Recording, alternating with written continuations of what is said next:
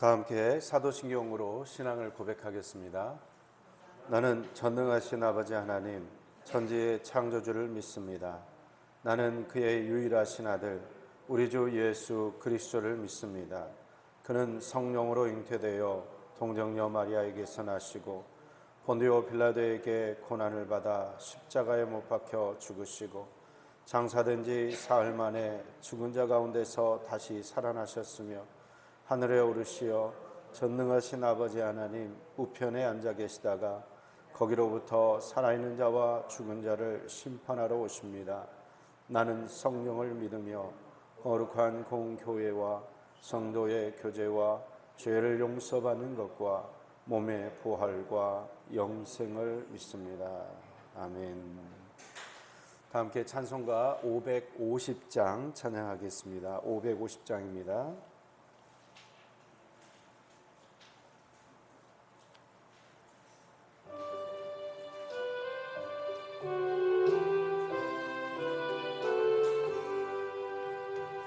시온의 영광이 빛나는 아침 어둡던 이 땅이 밝아오네 슬픔과 해통이 기쁨이 되니 시온의 영광이 비춰오네 시온의 영광이 빛나는 아침 매였던 종들이 돌아오네 오래전 선지자 꿈꾸던 복을 만민이 다 같이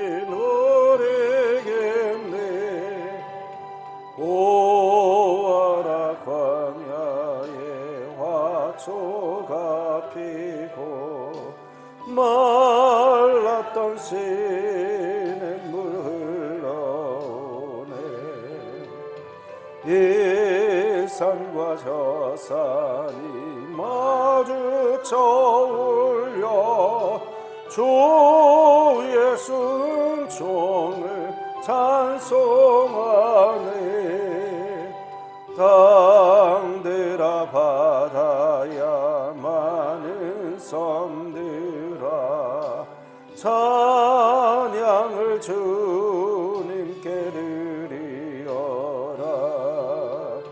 싸움과 죄악이 가득한 땅에 찬송이 하늘에 사무치네 아멘. 하나님께서 오늘 우리에게 주시는 말씀은 시편 87편 1절부터 7절까지의 말씀입니다. 시편 87편 1절부터 7절까지의 말씀입니다. 함께 교독하시겠습니다. 제가 먼저 87편 1절의 말씀을 읽겠습니다. 그의 터전이 성산에 있으며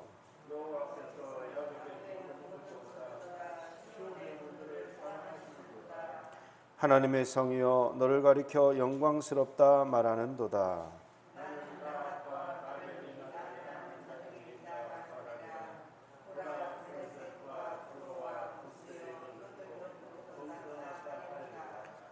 시온에 대하여 말하기를 이 사람 저 사람이 거기서 났다고 말하리니 지존자가 친히 시온을 세우리라 하는도다.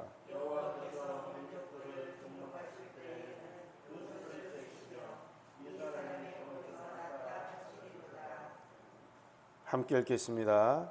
노래하는 자와 뛰어노는 자들이 말하기를 나의 모든 근원이 내게 있다 하리로다. 아멘. 기도하겠습니다. 사랑과 은혜가 충만하신 아버지 하나님, 간밤에 저희들의 생명을 지켜주시고 이제 오늘 또 이 새벽에 주님을 만나러 이 시간 모이게 하시니 감사드립니다. 저희들이 생활하는 모든 것이 주님의 은혜입니다. 주께서 붙잡아주고 계심에 감사를 드립니다. 오늘 또 주님의 말씀을 듣고 그 말씀에 순종하기 위해 모였사오니 저들 각자에게 꼭 필요한 말씀을 들려주시고 꼭 필요한 은혜를 허락하여 주셔서 순종의 삶을 살아가고 거룩한 주님의 백성이 될 수 있도록 주님 역사하여 주옵소서. 부정한 종의 허물은 감춰주시고 오직 주님의 영광만 나타나기를 원하옵고 예수 그리스도의 이름으로 기도하옵나이다. 아멘. 시인은 시편 87편 말씀을 통해서 하나님께서 임재하고 계신 시온이야말로 하나님이 그곳을 통해서 복을 주시고 또 모든 민족이 또 하나님이 임재하신 그 시온을 통해서 은혜를 받는다. 그래서 정말로 하나님이 지정하신 그 시온이 너무나 중요하다라는 것을 오늘 87편을 통해서 이야기를 하고 있습니다. 오늘 본문 1절부터 3절까지 한번 다시 읽겠습니다. 그의 터전이 성산에 있으며 여호와께서 야곱의 모든 거처보다 시온의 문들을 사랑하시는도다. 하나님의 성이여 너를 가리켜 영광스럽다 말하는도다.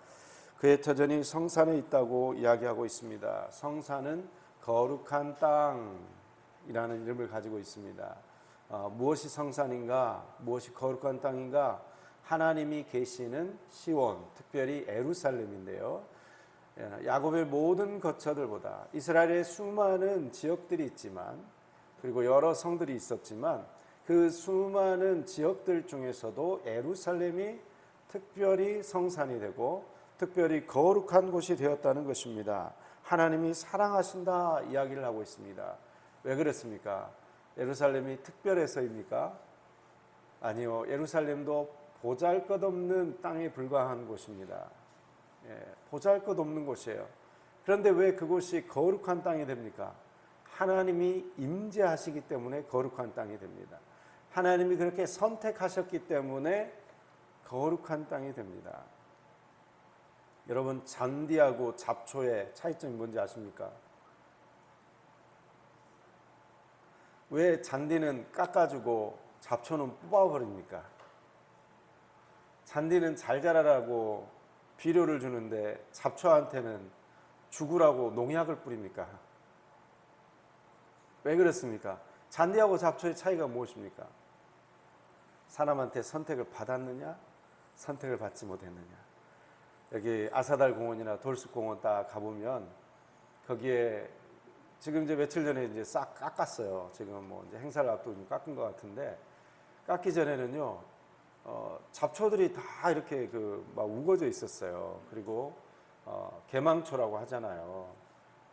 그런 꽃들, 잡초, 이름 모를 꽃들 다 잡초인데 그렇게 군락을 이루어가지고 함께 있으면요 얼마나 예쁜지 몰라요. 공원을 아름답게 한다고요. 근데 약치고 죽이고 싹 깎아버리고 사라지게 해요. 왜요? 선택받지 못했으니까. 사람들이 원하는 건 뭐예요? 잔디예요. 잔디는 그러면 뭐가 그래가지고 그렇게 살아남습니까? 잔디가 뭐 좋아서? 잔디가 뭐 우리 사람들한테 뭐 좋은 일을 합니까?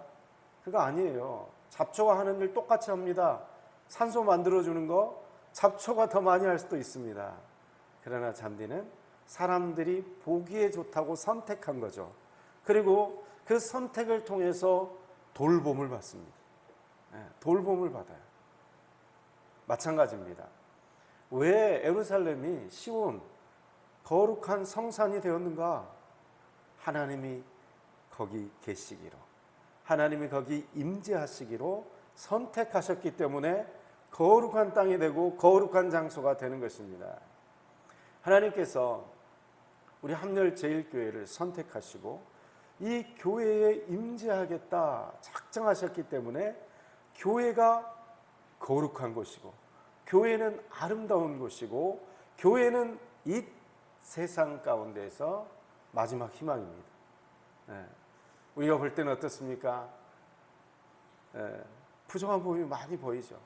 서로 시기하고 질투하고 싸우고 미워하고 삐지고, 아유 나 교회 옮겨버려, 안 나가, 나 누구 때문에 꼴 보기 싫어가지고 이래, 서로 싸우고, 하나님 뜻대로 순종하는 모습보다는 내 욕심, 내 야망을 가지고 기도할 때가 많고요.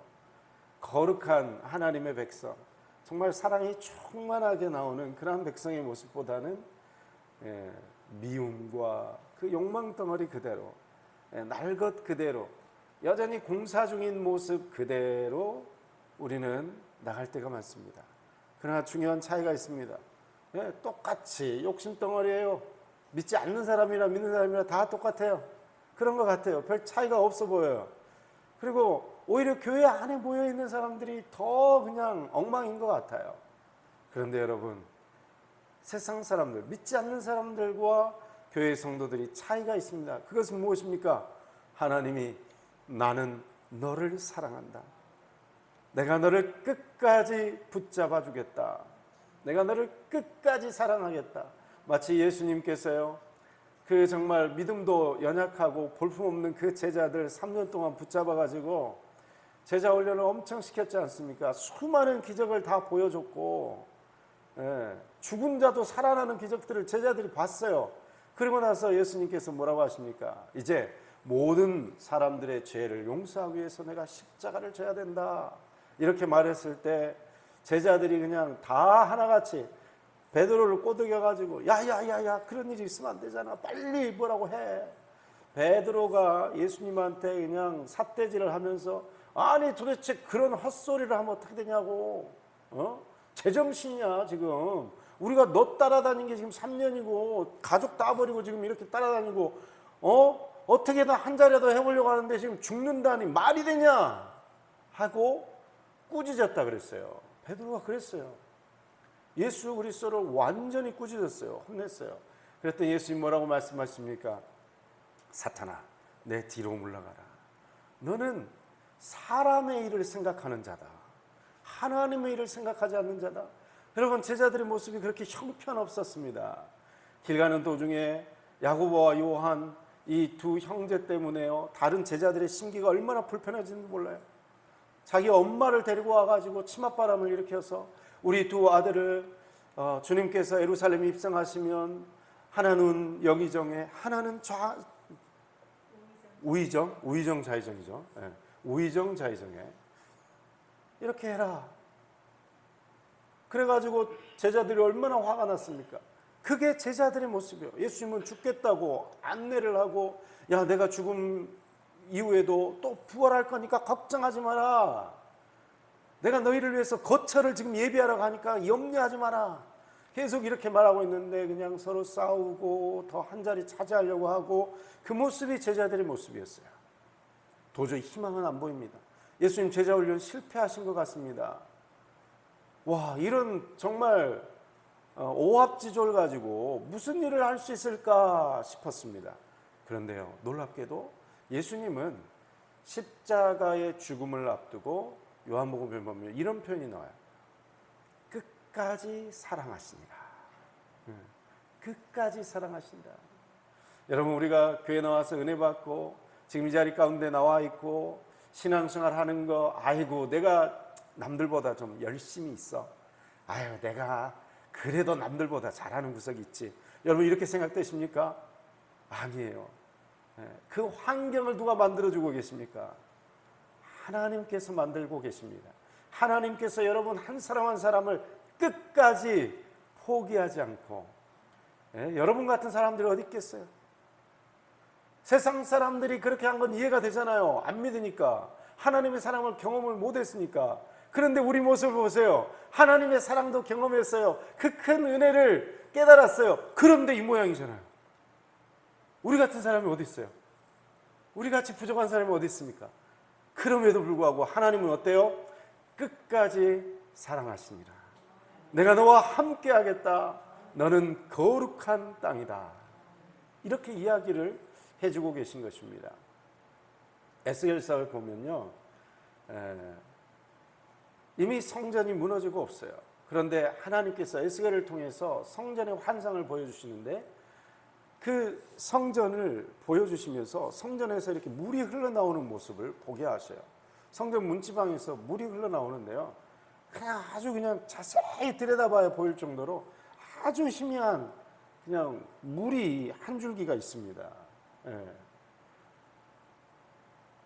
아주 작은 물줄기가 지금 흘러나와요. 그런데 그 물줄기가요, 또 천척을 또 측량하니까 그 물줄기가 이제 발목까지 와요. 찰랑찰랑. 또 천척을 측량하니까 그 물줄기가 이제는 무릎까지 와요. 또 천척을 측량하니까 그 물줄기가 허리까지 오고, 또 천척을 측량하니까 어떻게 되냐면 머리를 넘어갈 정도의 아주 창일한 물이 펼쳐집니다. 성전에서 흘러나온 그 아주 작은 가냘픈 그 물줄기 하나가 나중에 온 땅을 덮어버린다는 것입니다. 놀랍죠. 그래서 그 에스겔이 경험했던 그 환상을 보면요, 그 물줄기가 이렇게 아주 가느다란, 그냥 주전자로 그냥 물 하나 이렇게 부어놓은 것 같은 그 물줄기로 시작을 했거든요.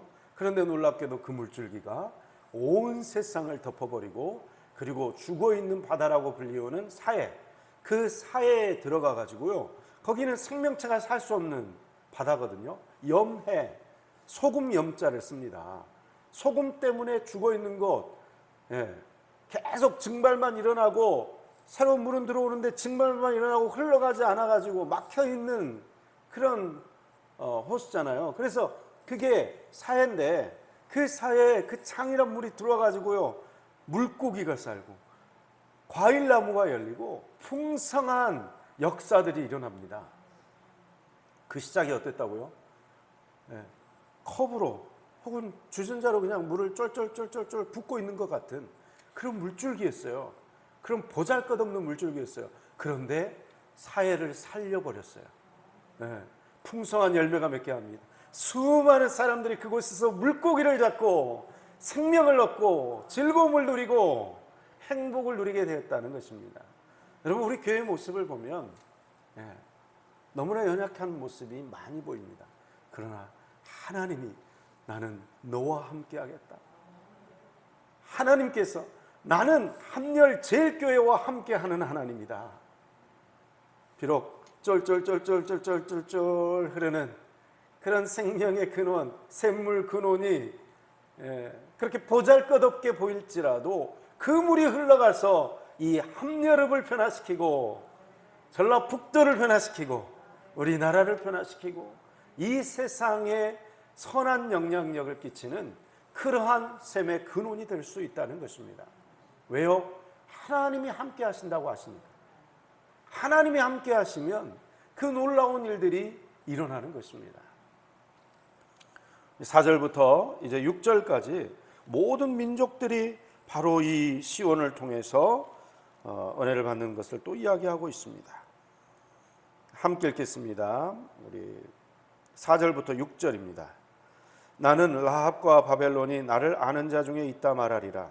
보라, 블레셋과 두로와 구스여, 이것들도 거기서 났다 하리로다. 시온에 대하여 말하기를 이 사람 저 사람이 거기서 났다고 말하리니 지존자가 친히 시온을 세우리라 하는도다. 여호와께서 민족들을 등록하실 때에는 그 수를 세시며 이 사람이 거기서 났다 하시리로다. 아멘. 모든 사람이 다 거기서 났대요. 하나님의 아들, 딸들로 다시 태어났다는 것입니다. 어디에서요? 하나님이 임재하시는 시온에서, 하나님이 임재하시는 교회 공동체를 통해서 하나님의 아들과 하나님의 딸들로 태어났다라고 고백할 수밖에 없다는 것입니다. 4절에는 라합과 바벨론이 나오는데요, 라합은 바다 괴물의 어떤 그 바다 괴물 중에 하나인데 그게 애굽의 별명이었습니다. 그래서 라합은 애굽을 말해요. 애굽과 바벨론, 블레셋, 두로, 구스는 에티오피아입니다.